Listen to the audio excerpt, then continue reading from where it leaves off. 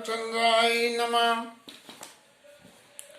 श्री रामभद्राय नमः। श्री सीतारामाय नमः। ओ बार बार स्तुति करी प्रेम सहित सिरनाई। ब्रह्म भवन सनकादि अति अभीष्ट वर पाई। सनकादिक ऋषि अत्यंत प्रेम से भगवान की वंदना करके और ब्रह्मा जी के स्थान को चले गए और सनकादिक विधि लोक सिधाए। ब्रातन राम चरण सिर नाए। सनकादिक ऋषि तो चले गए और भाइयों ने भगवान के चरणों में सिर नवाया। अब भैया सनकादिक ऋषि के जाने के बाद ऐसी क्या कथा बन गई कि जो भाई लोगों को राम जी के चरणों में सिर नवाना पड़ा। इसके यदि थोड़ा सा विचार करें तो भगवान राम ने सनकादि ऋषि जो सतत भगवान राम के चरित्र का वर्णन और श्रवण करते हैं उनको इतना मान दिया कि वो व्यक्ति जो जिसका भजन करता है वो उसी को मान दे रहा है। तो ऐसे दीनबंधु प्रभु की भक्त वत्सलता से प्रभावित होके व्यातन राम चरण सिर नाए। भाइयों ने राम जी के चरणों में सिर नवा दिया। अब इस सिर नवाने को यदि अगली चौपाई से हम जोड़ना चाहें तो हम क्या कहेंगे कि ये लोग भगवान से कुछ पूछना चाह रहे हैं। क्या पूछना चाह रहे हैं? पूछत प्रभु सकल सकुचाई और चित बाई सब रुत सुत पाई। सनकादिक तो चले गए, भगवान से कुछ पूछना है तो पूछे कैसे? तो पूछा तो उन्होंने भगवान के चरणों में सिर नवा दिया।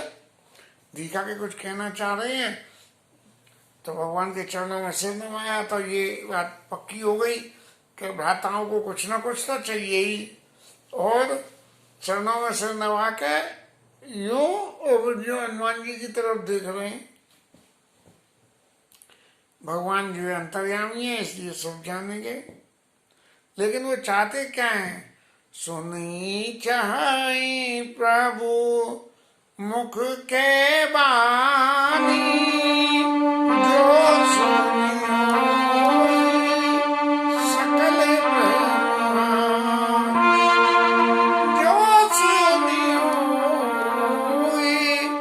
सकल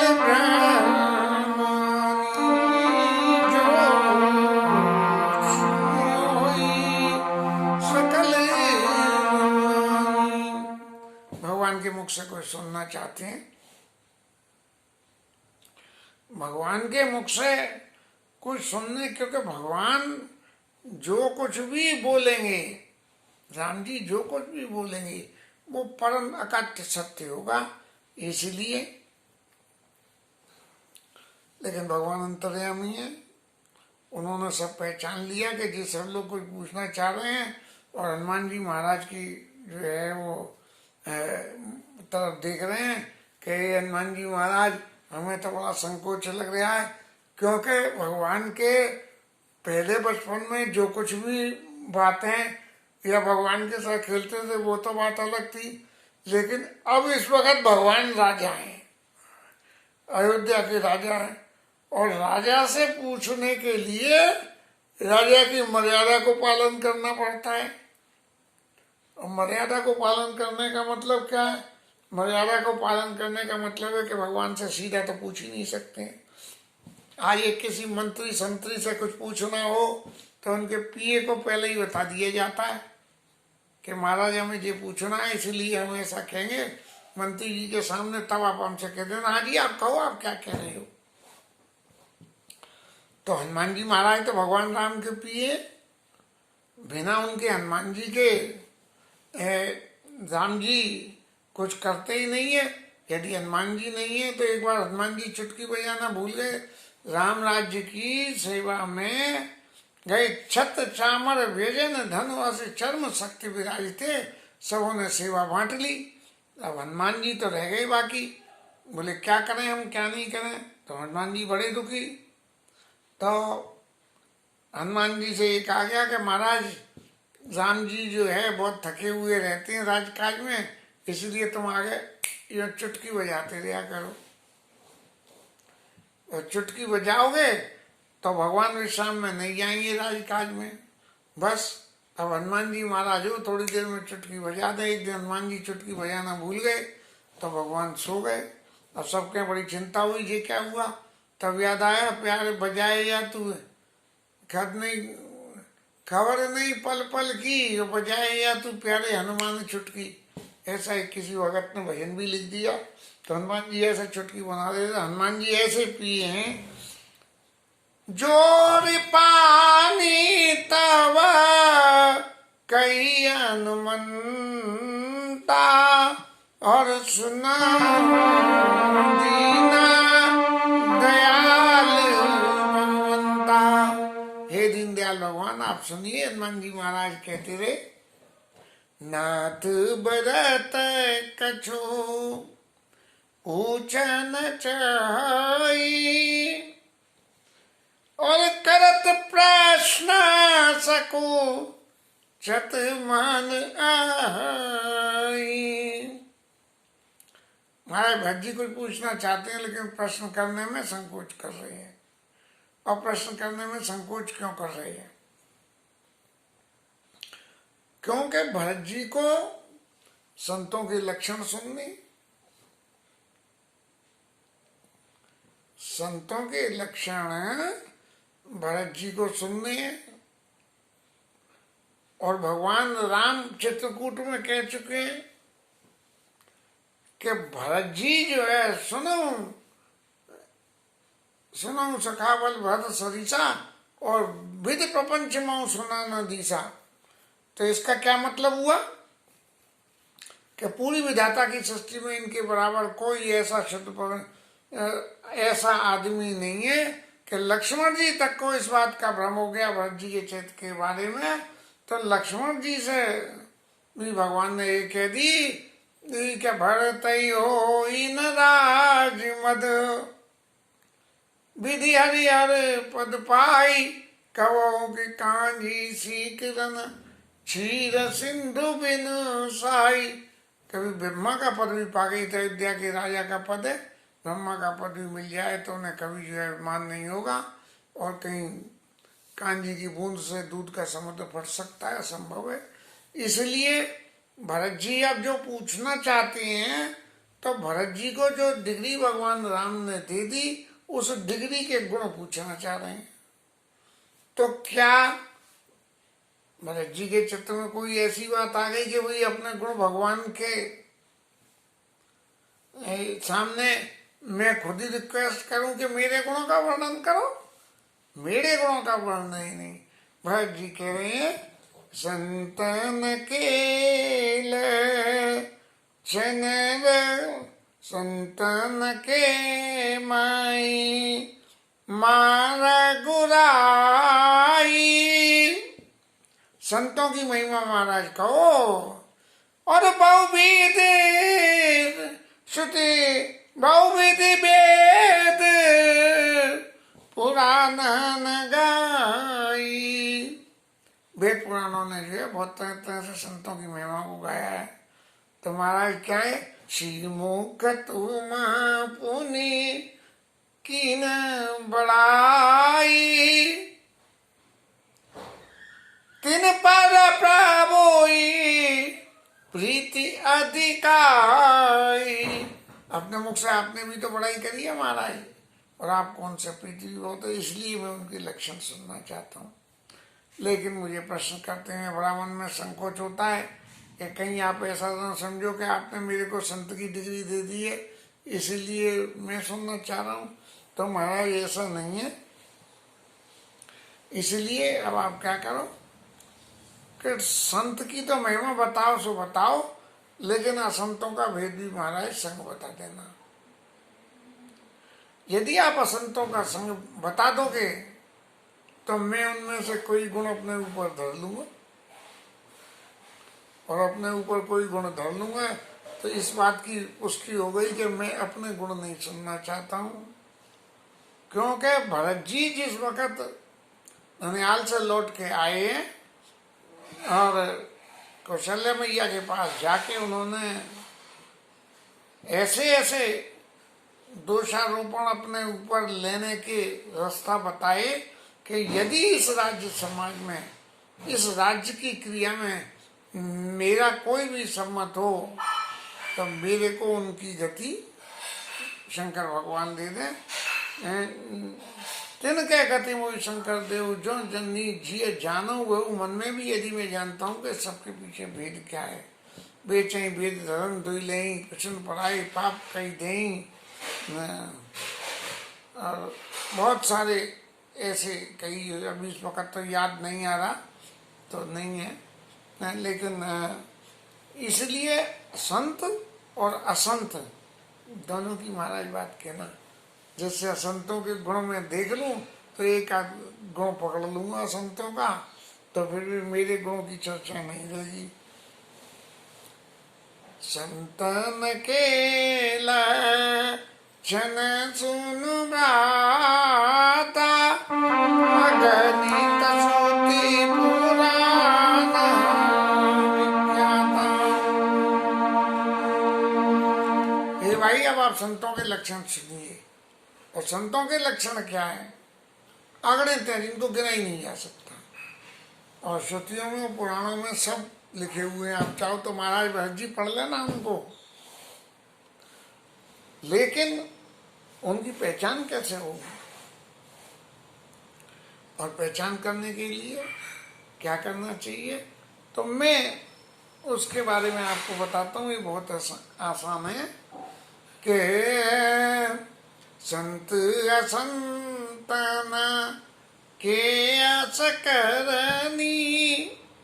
संत और संतों की करनी में क्या भेद हो जाता है कि जिमे कुठार चंदन आचरनी। कुल्हाड़ी ये लकड़ी काटने के काम आती है, और उसमें और चंदन में क्या फर्क है कि कुल्हाड़ी तो काटती है और चंदन कटता है। तो चंदन कटने के बावजूद भी कुल्हाड़ी से दुश्मनी नहीं मानता। क्यों? कि चंदन जब कुल्हाड़ी से काटा जाता है तो कुल्हाड़ी में भी चंदन की सुगंध आने लगती है।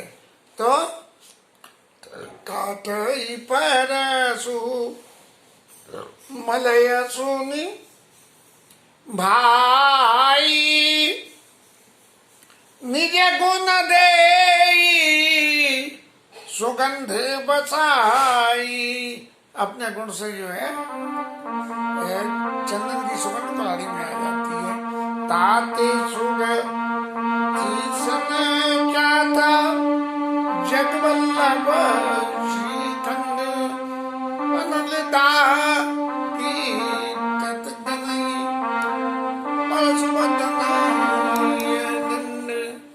इसलिए चंदन तो देवताओं पे चढ़ाया जाता है और लोहे को तपा के कूटा जाता है। तो जो कड़वा होता है या कड़ा ज्यादा होता है उसको ये जन्म मिलता है।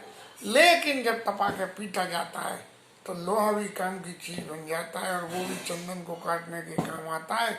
नहीं साबुत तो लोहे से कोई चंदन काट तो ले, कटेगा नहीं। इसीलिए किसी के दुर्गुण को यदि सद्गुण में बदलना हो तो उसका सदुपयोग करने की कोई रास्ता। किसी से हम ये कह दें, अरे तेरे में तो बहुत अवगुण है, तेरे में तो बहुत जो है, तू तो बहुत ऐसा है, तो यदि तू अपने इस अवगुण को इस गुण के साथ जोड़ दे या जे कर्म और कर दी तो तेरा अवगुण भी गुण हो जाएगा और वो लोहा काटने लायक बन जाएगा। ताते सुरसी सन चरत जगवल्लभ शिखंड अनल दाह पीटत जनई परशु बदन यह दंड। एक और कहनावत लोग कहते हैं खीरे के बारे में, खीरा सिरते काटिए मलिए नमक लगाए और रही मन करुए मुखन को चैयत यही सजाए। ये तो एक बात रही कि निज गुण दे सुगंध बताई। और अब संतों का गुण क्या है कि उनमें शीतलता होती है, चंदन की तरह सरलता होती है, चंदन की लकड़ी सॉफ्ट होती है, हल कर जाती है, मैत्री होती है।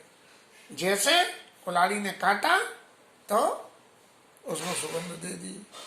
द्विज पद प्रीति धर्म जनयत्री, ब्राह्मणों के चरणों में प्रेम होता है और अपने धर्म के प्रति निश्चल होते हैं। तो जिसके हृदय में ये गुण बस रहे हों चंदन और पठार के, ये सब लक्षण बसई जासु उड़ा जाने तात संत संतत पुर। ऐसे व्यक्ति को भरत महाराज संत और परम संत, संतों में भी संत शिरोमणि जान लेना चाहिए। और इसके अलावा एक और गुण है समदमनियम, समानता करते हैं, जीव से जीव में समानता देखते हैं, दम इंद्रियों का दमन रखते हैं अपने बस में, नियम संयम करते हैं, नीति नहीं डोलई, अपनी नीति से कभी नहीं हटते। एक नीति निर्धारित कर ली कि इस काम को हमें इस तरह से करना है तो ऐसे ही करना है, इस मर्यादा के अनुसार रहना है। तो जे नहीं आई तो जे मर्यादा, कल दूसरी मर्यादा, ऐसा नहीं। समुदम नियम नीति नहीं डोलई, परुष वचन कबहू नहीं बोलई, और कड़े वचन कभी नहीं बोलते हैं। लेकिन जीवन में कड़े वचन न बोलना एक गुण भी है और अवगुण भी है। कड़े वचन बोलना नहीं चाहिए, लेकिन कड़े वचन की विद्या पास होनी चाहिए, क्योंकि कभी कभी कहते हैं कि सीधी उंगली से घी नहीं निकलता तो टेढ़ी उंगली करनी पड़ती है तब घी निकलता है, और सीधी उंगली गाड़ोगे तो उंगली में जमे हुए घी में चोट आ जाती है उंगली पे। इसलिए टेढ़ी उंगली करना आना चाहिए। तो परुष वचन कबहू नहीं बोले, और परुष वचन कब बोले? जब जिसके प्रति बोला जा रहा है उससे कोई भाई घी रखा तो क्या खराब हो जाएगा, और जमा हुआ है और न्यो उंगली टेढ़ी करके निकाला और कढ़ाई में डाल के ठाकुर जी के भोग के लिए कुछ बना दिया तो घी की सदगति हो गई। ऐसे ही परुष वचन भी बोले तो इस तरह से कि उसके जिसके प्रति बोले उसका हित हो। हमने किसी को गाली दी, उसने लौट के 4 गाली हमें दे दी, इससे कोई फायदा नहीं हुआ। लेकिन हमने किसी को गाली दी और गाली दे के उसने काम कर दिया, इसका मतलब ये कि हमारी गाली गाली नहीं है, उसको प्रेरित करने के लिए ये एक अलंकार है। अलंकार ये कि भाई वो इस काम में जाके लग जाए। और निंदा स्तुति उभय समान, चाहे कोई बड़ाई करे चाहे बड़े।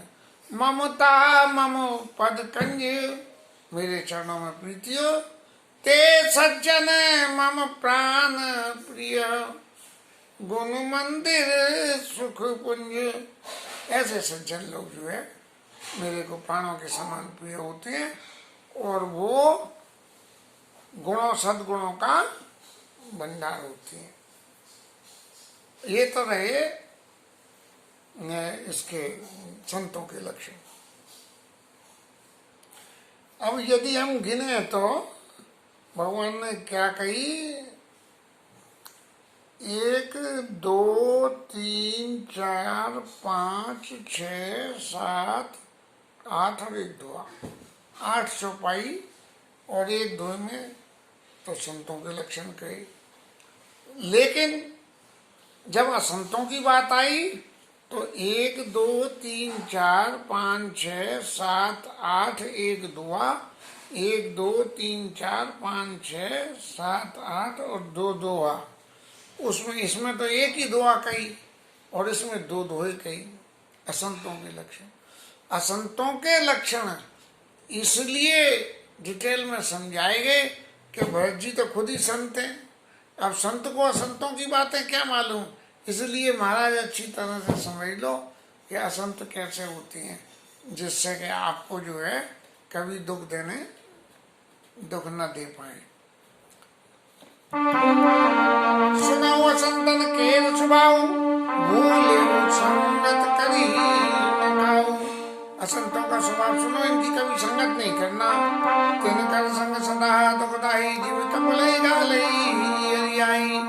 असंतों का संग ऐसे ही है, जैसे दूध देने वाली गैया को जो है ठल गैया के संग कर दो तो वो भी दूध देना बंद कर देती है। इसलिए साधु पुरुष को कभी दुष्ट का संग नहीं करना चाहिए, भले आदमी को भलों का संग मिलना चाहिए। और खल निर्दय ताप विशेषी, गुण तो बहुत सारे हैं। अब इतने सारे गुणों की चर्चा, अवगुणों की चर्चा करके हम सिर्फ अपने आप को ही कुछ न कुछ ऐसी बातों के बारे में समझने पर मजबूर हो रहे हैं कि सामने वाले के अवगुणों को देखो तुम, कैसे संत है क्या संत है। ठाकुर जी की तो बात दूसरी है, वो तो सब कुछ कर सकते हैं, लेकिन हमारा चित्त तो ऐसा है कि जरा भी उल्टी सीधी बात कोई सुन लेते हैं तो हाल लगती है कि उन्होंने ये देखिए क्या है। इसलिए भगवान की इस व्याख्या को भगवान के लिए छोड़ के और हम थोड़ा सा आगे चलते एक सीधी सी बात है कि असंतों की सबसे बड़ी बात क्या है, अवगुण सिंधु। अवगुणों के समुद्र होते हैं, अगर सारे अवगुण हैं तो संतों में होते हैं। मंदमति कामी, मंदमती होते हो कामी पुरुष होती है, जो कामी हो मंदमती हो और अवगुणों का समुद्र हो। अब अवगुण तो जो ऊपर लिखे हुए इनमें से कहीं भी देखें हम तो पता लगे। और वेद विदूषक पर धन स्वामी, वेदों की जो है उपास करने वाले, वेदों का उपास करते हैं और दूसरों के धन को बहुत आसानी से पचा लेते हैं। और आजकल तो प्रभाव ही है कि अपना जाना नहीं चाहिए और दूसरा का आने से रुकना नहीं चाहिए। सीधी सी बात है, इसका नाम ये है कि इसी का नाम यही धर्म है। अब तो विप्रद्रोह पर, ब्राह्मणों से द्रोह विशेषा, कि उनसे विशेष द्रोह है। ब्राह्मण रेम फोकट का खाती है। और दंभ कपट जिए धरे सुवेशा, बिल्कुल जैसे दंभ और कपट, हर बात में उनकी में कपट होगा, बिल्कुल जैसे दंभ कपट ही साक्षात जो है संतों के रूप में आ गए, ऐसी स्थिति रहती है। तो भगवान कहते हैं ऐसे अधम मनुज नर, ऐसे लोग वाग जो है कतयुग तेता नहीं, कतयुग और त्रेता में तो नहीं होते सत्य। और द्वापर कछुक वृंद बहु, यही कली युग माई। और द्वापर में जाके हो गए कौन कौन से हुए, जैसे दुर्योधन हुए, कितने हो गए। द्वापर में तो कोई शुमार ही नहीं था, सारा शासन ही जो है संतों के चक्कर में था। और ऐसे भी थे जो संत बने फिर रहे थे लेकिन सही मायने में संत थे। हमारे पंडित राम किंकर जी तो द्वापर युग में हुए, तुम्हारे जिनकी गिनती बड़े बड़े संतों में भागवत में हुई है, वो बड़े बड़े अलंकार उन लोगों को, भीष्म पितामह जैसों को बड़े बड़े अलंकार जो है महाराज राम किंकर जी दे देते थे। तो ऐसे अधम मनुज नर कतयुग त्रेता नाई, द्वापर कछुक वृंद भव होई कली युग माई। और द्वापर में तो कुछ होते हैं लेकिन कलयुग में तो ढेर के ढेर होते हैं। और आजकल तो क्या कहें, संत नाम की चीज ही इक्का दुक्का है, बाकी तो सब एक ही बिरादरी है। आपका बेटा यदि असंत है तो कोई अवगुण नहीं है, क्योंकि सब घर घर में असंत है। और यदि आपका बेटा संत है तो ये उसका गुण है। अवगुण होना असंत नहीं है, लेकिन सद्गुण होना वो आपका पुण्य प्रभाव है कि आपका बेटा सद्गुणी है। इसके साथ कथा विश्राम। हरि नाम कीर्तन।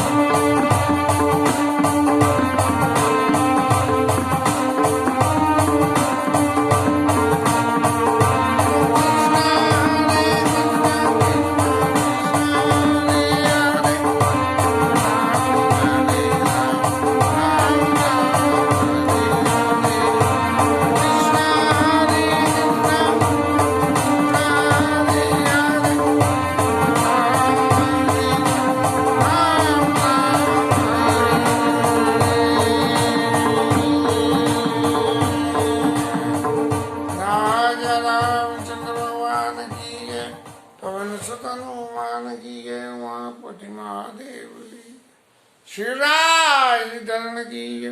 जय जय श्री राधे।